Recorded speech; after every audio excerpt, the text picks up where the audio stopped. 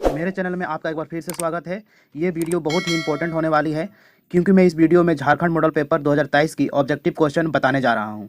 आप केवल ईयरफोन लगाकर बारीकी से सुनिए, सारा क्वेश्चन आपको याद हो जाएंगे। तो समय को बर्बादी ना करते हुए मेरे चैनल पर बने रहें। ओके मेरे दोस्त, तो देखिए पहला क्वेश्चन कुछ इस टाइप में है। आपका पहला क्वेश्चन है, दाढ़ी बनाने के लिए किस प्रकार का दर्पण का उपयोग किया जाता है। तो दाढ़ी बनाने के लिए किस प्रकार का दर्पण का उपयोग किया जाता है। ऑप्शन ए है समतल दर्पण, ऑप्शन बी उत्तल दर्पण, ऑप्शन सी अवतल दर्पण और डी है इनमें से कोई नहीं।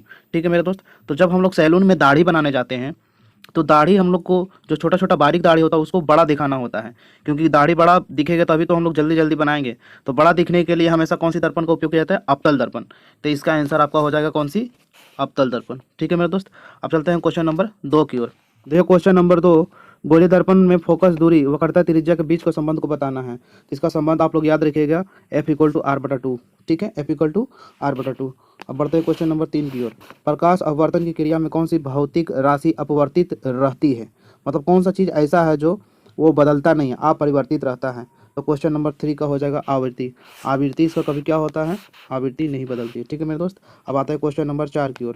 तो क्वेश्चन नंबर 4 में बोल रहा है 1 मीटर फोकस दूरी वाले उत्तल लेंस की क्षमता क्या होगी।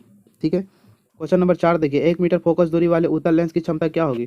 इसका हो जाएगा 1 डायोप्टर। ठीक है मेरे दोस्त, अब आते हैं क्वेश्चन नंबर 5 की ओर। 4D क्षमता वाले अवतल लेंस की फोकस दूरी क्या होंगे।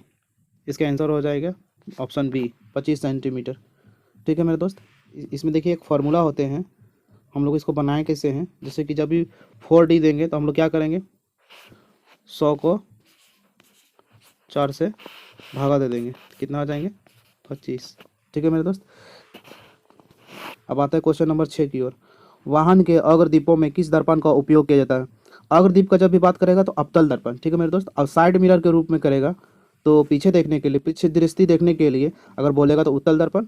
और अग्रदीप मतलब कि आगे का हेडलाइट देखने की बात कर रहे हैं तो उसमें क्या बोलेंगे, अवतल दर्पण। इसका आंसर हो जाएगा अवतल दर्पण। उसके बाद आते हैं क्वेश्चन नंबर 7 की ओर। मानव नेत्र जिस भाग पर वस्तु का प्रतिबिंब बनता है वह क्या कहलाता है। तो प्रतिबिंब हमेशा कहाँ बनता है, रेटिना पे। तो रेटिना को हिंदी में हम लोग बोलते हैं दृष्टि पटल। क्या बोलते हैं, दृष्टि पटल। ठीक है मेरे दोस्त, उसके बाद बोल रहा है सामान्य नेत्र की दूरी कितनी होती है।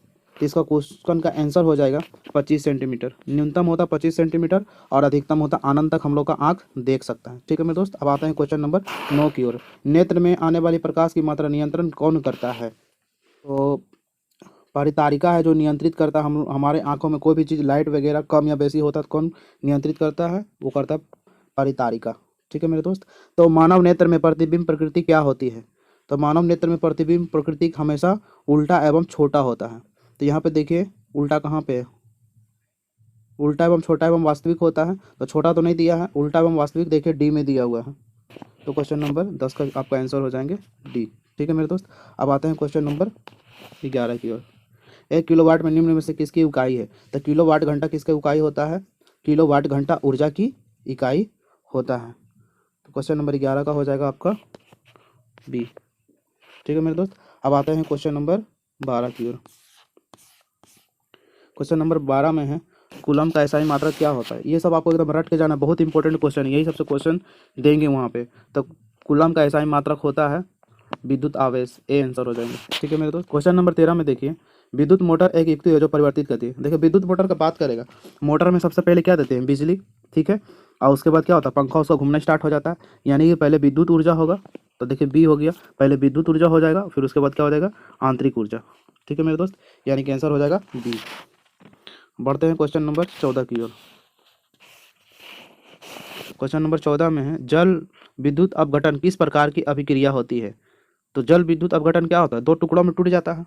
तो उसमें क्या होता है, दो टुकड़ों में टूट जाता है। जब दो टुकड़ों में टूट जाएगा वो भी अलग अलग, तो उसको हम लोग क्या बोलेंगे, उसको हम लोग बोलते हैं वियोजन अभिक्रिया। इसका आंसर हो जाएगा बी। अब यहाँ पे 15 को बोल रहा है Cu+H2, मतलब ये दोनों मिलने के बाद ये बन रहा है। तो दिए गए अभिक्रिया पदार्थ में अपचयन हो रहा है। ठीक है, तो अपचयन हो रहा है, तो 15 का ऑप्शन हो जाए, 15 का आंसर हो जाएगा। तो 15 का आंसर देखिए हो जाएगा डी। 15 का आंसर क्या हो जाएगा, डी। इसमें हाइड्रोजन गैस निकलेगा। उसके बाद आता है क्वेश्चन नंबर 16 की। क्वेश्चन नंबर 16 में बोल रहा है दिए गए चित्र में किस प्रकार की अभिक्रिया हो रही है। ठीक है, तो यह अभिक्रिया दिया हुआ है, तो यहाँ पे पहला ऑप्शन में संयोजन अभिक्रिया, दूसरा में वियोजन अभिक्रिया, तीसरा में विस्थापन अभिक्रिया, चौथा में द्विविस्थापन अभिक्रिया। तो क्वेश्चन नंबर 16 का जो आंसर होगा वो हो जाएंगे विस्थापन अभिक्रिया। क्या हो जाएंगे? विस्थापन अभिक्रिया। ठीक है मेरे दोस्त। अब आते हैं क्वेश्चन नंबर 17 की ओर। क्वेश्चन नंबर 17 निम्नलिखित में से कौन से प्राकृतिक सूचक का एक उदाहरण है? ए में है मिथाइल ऑरेंज, बी में है फिनाफ्थेलिन, सी में है लिटमस पत्र, डी में है इनमें से कोई नहीं। तो क्वेश्चन नंबर 17 का जो आंसर हो जाएंगे वो हो जाएंगे लिटमस पत्र। ये एक सूचक है। लिटमस पत्र क्या है? एक सूचक है। किसी बिलियन ना पीएच का मान वह निम्नलिखित में से क्या होगा? तो पीएच का मान क्या बोल रहा है? 10 है। पीएच का मान क्या है? 10। तो पीएच का मान 10 है तो ये क्षार होगा, क्योंकि पीएच का मान 0 से 7 तक लेकर वो अम्ल होते हैं और 7 के ऊपर जाएंगे तो क्या हो जाएंगे? वो क्षार में गिनती आ जाएंगे। तो इसलिए इसका आंसर क्या हो जाएंगे? क्षार। ठीक है मेरे दोस्त। अब देखिए क्वेश्चन नंबर 19 में क्या है।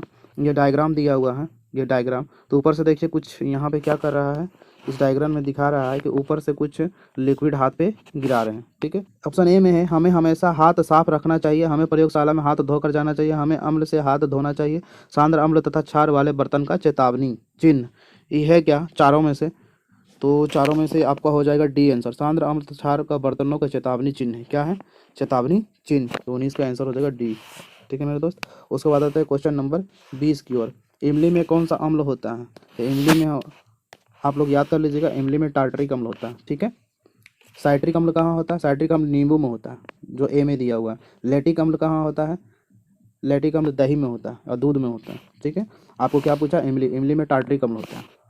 अब आता है क्वेश्चन नंबर 21 की ओर। क्वेश्चन नंबर 21 देखिए, कौन अधातु कमरे के ताप पर द्रव अवस्था में पाया जाता है? तो यहाँ पे देखिए, अगर धातु बोलता तो पारा मारते, पर यहाँ पे क्या बोला? आधातु। जब आधातु बोला तो ब्रोमीन होगा। अब बढ़ते हैं क्वेश्चन नंबर 22 की ओर। नंबर 22 को देखिए, निम्नलिखित में से किस पदार्थ का उपयोग अग्निशामक बनाने में किया जाता है? ए में है सोडियम कार्बोनेट, बी में सोडियम हाइड्रोजन कार्बोनेट, सी में सोडियम क्लोराइड, डी में सोडियम हाइड्रोक्साइड। तो इसका आंसर हो जाएगा बी, सोडियम बाइकार्बोनेट। आपको ये याद रखना है। ठीक है मेरे दोस्त। क्वेश्चन नंबर 23 में बोल रहा है आधुनिक आवर्त सारणी किस आधार पर बना है? परमाणु संख्या, परमाणु द्रव्यमान, परमाणु संरचना, परमाणु आकार। आधुनिक आवर्त सारणी है जो इस परमाणु संख्या पे बना है। किस पे बना है? परमाणु संख्या पे। और इससे पहले जो बना था मेंडलीव की आवर्त सारणी, वो परमाणु द्रव्यमान पे थे। ठीक है मेरे दोस्त। ये दोनों क्वेश्चन बहुत ही इंपॉर्टेंट है। क्वेश्चन नंबर 24 देखिए। क्वेश्चन नंबर 24 बोल रहा है निम्नलिखित में से कौन धातु सबसे अधिक अभिक्रियाशील होती है? बहुत ज़्यादा अभिक्रियाशील क्या हो सकते हैं? पोटेशियम। बहुत ज़्यादा अभिक्रियाशील होते हैं, थोड़ा सा भी इसमें हवा लगेंगे तो ये क्या होता है? जल जाता है। क्वेश्चन नंबर 25 देखिए, पृथ्वी की भूपट्टी में प्राकृतिक रूप से पाए जाने वाले तत्व या यौगिक को क्या कहते हैं? तो इसको हम लोग बोलते हैं खनिज। इसका आंसर हो जाएगा खनिज। क्वेश्चन नंबर 26 की ओर आइए। क्वेश्चन नंबर 26 में बोल रहा है प्रोपेनॉल में कौन सा अभिक्रियाशील मौजूद होते हैं? तो प्रोपेनॉल में कौन सा अभिक्रियाशील मौजूद होते हैं? प्रोपेनॉल। ओ एल आ रहा है ना, तो अल्कोहल लास्ट में ऑल आ रहा है ना। 26 का ये हो जाएगा ए। तो 26 का क्या हम लोग मार देंगे? ए। ठीक है। अब आता है क्वेश्चन नंबर 27 की ओर। प्रकाश संश्लेषण प्रक्रिया में निम्नलिखित क्या नहीं होता है? तो प्रकाश संश्लेषण में क्या नहीं होता है? तो प्रकाश संश्लेषण में हम लोग जानते हैं सी नंबर जो है कार्बन हाइड्रोक्साइड का मुक्त होना, ये उसमें नहीं होता है। जल का टूटना होता है, ऑक्सीजन का मुक्त होना होता है, कार्बन डाइऑक्साइड का उपयोग का भी होता है। ठीक है मेरे दोस्त। तो क्वेश्चन नंबर आते हैं 28 की ओर। 28 में फ्लोएम के खाद्य पदार्थों का परिवहन पौधे में किस दिशा में होती है? तो ये जो होता है, जो आपका ये पौधा में ये होता है फ्लोएम से, ये होता है ऊपर और नीचे दोनों की ओर होता है। सी इसका आंसर हो जाएगा। 28 का क्या हो जाएगा? सी। अब आते हैं क्वेश्चन नंबर 29 की ओर। 29 में बोल रहा ब्रिक की संरचनात्मक और क्रियात्मक इकाई को क्या कहते हैं? तो देखिए, ब्रिक मैंने होता है किडनी। किडनी का जो रचनात्मक और क्रियात्मक इकाई को क्या कहते हैं? इसको हम लोग बोलते हैं ब्रिक का। हो जाएगा बी आंसर। ठीक है मेरे दोस्त। ठीक है मेरे दोस्त। अब क्वेश्चन नंबर 30 को देखिए, फल को पकाने के लिए कौन सा हार्मोन उत्तरदायी है? क्वेश्चन नंबर 30 का जो आंसर होगा एथिलीन। एथिलीन से क्या होता है? फल को हम लोग पका देते हैं। देखो क्वेश्चन नंबर 31, एस्ट्रोजन स्रावित होता है। एस्ट्रोजन कहाँ से निकलता है? ये अंडाशय से निकलता है। इसका आंसर हो जाएगा ए। ठीक है मेरे दोस्त। क्वेश्चन नंबर 32 देखिए, नर युग्मक और मादा युग्मक के संकलन को क्या कहते हैं? तो जब नर युग्मक और मादा युग्मक संकलन को हम लोग क्या बोलते हैं? इसको बोलते हैं हम लोग निषेचन। ठीक है मेरे दोस्त। और क्वेश्चन नंबर 33 देखिए, दिए गए चित्र में कौन सा जनन हो रहा है? तो यहाँ आपको बताना है कि कौन सा जनन हो रहा है। तो इसका ऑप्शन 33 का देखिए यहाँ पे क्या है। क्वेश्चन नंबर 33 में मुकुलन है, विखंडन है, द्विविखंडन है और पुंजनन है। ठीक है मेरे दोस्त। तो क्वेश्चन नंबर 33 का जो आंसर हो जाएगा, ये आंसर हो जाएगा आपका ए। आप इसे याद कर लीजिए फिगर को अच्छे से। इसका मुकुलन होता है, तो क्या हो जाएगा? मुकुलन। क्वेश्चन नंबर 34 है जो पक्षी और चमगादड़ के पंख हैं, तो ये कैसा होगा? समजात अंग होगा कि अफसोसी अंग होगा कि जीवाश्म होगा कि असमजात अंग होंगे? इसका आंसर हो जाएगा जीवाश्म। ठीक है मेरे दोस्त, अब आता है क्वेश्चन नंबर 35 की ओर। मेंडल ने अपने प्रयोग के लिए किस पौधे को चुना था? तो मेंडल जो एक्सपेरिमेंट किया था वो मटर को लेके किया था। ठीक है मेरे दोस्त, अब आते हैं क्वेश्चन नंबर 36 की ओर। निम्नलिखित में कौन उत्पादक है? सांप, मेढक, घास और क्या है लास्ट में? Grass hopper. आंसर हो जाएंगे सी, घास क्या है? एक उत्पादक है। क्वेश्चन नंबर 37 देखिए, किसी आहार श्रृंखला में शाकाहारी का निर्माण होता है? ए में है प्रथम पोषीय स्तर का, 2 में है द्वितीय पोषीय स्तर का, 3 में है तृतीय दुपोषक स्तर का और डी में है चतुर्थ पोषीय स्तर का। तो इसका आंसर जो हो जाएगा पहला हो जाएगा प्रथम पोषीय स्तर का। अब आते हैं क्वेश्चन नंबर 38 की ओर। ओजोन परत को अपक्षय के लिए जिम्मेवार है? तो इसका आंसर हो जाएंगे बी। बी में क्या है? CFC। आप लोग याद रखिएगा, क्लोरोफ्लोरो कार्बन जो होता है जो ओजोन परत को खराब कर रहे हैं, जैसे कि फ्रिज वगैरह से जो भी रेफ्रिजरेटर वगैरह होता है उसमें CFC पाया जाता है, और दाढ़ी बनाने वाले जो क्रीम होते हैं वो सब में CFC की मात्रा पाए जाते हैं, इसी से ओजोन परत अपक्षय हो रहे हैं। ठीक है मेरे दोस्त, तो आप लोग याद रखिएगा CFC। बात है क्वेश्चन नंबर 39 की ओर। निम्नलिखित में से कौन सा जैव मात्रा ऊर्जा का एक उदाहरण नहीं है? जैव मात्रा बोल रहा है। ठीक है मेरे दोस्त, तो क्वेश्चन नंबर 39 का देखिए यहाँ पे ऑप्शन है लकड़ी, बी में गोबर गैस, सी में नाभिकीय ऊर्जा और कोयला। तो नहीं है, तो देखिए लकड़ी तो है जैव ऊर्जा में, गोबर भी जैव ऊर्जा में, कोयला भी है, तो इसमें क्या हो जाएगा? नाभिकीय ऊर्जा। इसमें क्या हो जाएंगे मेरा आंसर? नाभिकीय ऊर्जा। अब आते हैं क्वेश्चन नंबर 40 की ओर। पवन ऊर्जा का उत्पादन के लिए पवन की चाल न्यूनतम कितनी होनी चाहिए?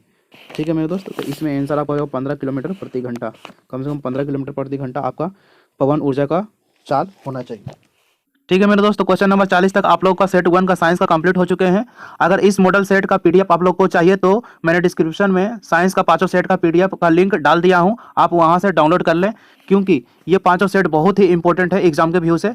ठीक है मेरे दोस्त, और खास करके अगर जो बच्चे कमजोर हैं, जिसे बहुत ही दिक्कत हो रहे हैं साइंस में या मैथ में, तो आप लोग ऐसा कीजिए, ऑब्जेक्टिव का 40 क्वेश्चन 5 सेट का एकदम अच्छे से रट लीजिए। ठीक है मेरे दोस्त, उससे क्या होगा कि 40 में आप लोग को 35 तो पक्का आ ही जाएंगे, और प्रैक्टिकल में कम से कम 15 मार्क्स तो आपका फिक्स ही है स्कूल से, दोनों मिला के 50 मार्क्स तो ऐसे भी हो जाएंगे। अब बाकी 2 नंबर 3 नंबर वाला भी क्वेश्चन तो आप लोग टच कर ही दीजिएगा, तो आप लोग को मार्क्स 60% से एवं आ जाएंगे कमजोर बच्चों के लिए। और जो पढ़ने वाले बच्चे हैं वो 5 सेट को अच्छे से एकदम रट लीजिए, आपका क्वेश्चन इसी टाइप का एकदम एग्जाम में आने वाले हैं। ठीक है मेरे दोस्त, तो आज के लिए इतना ही, तब तक के लिए बाय बाय, नमस्कार।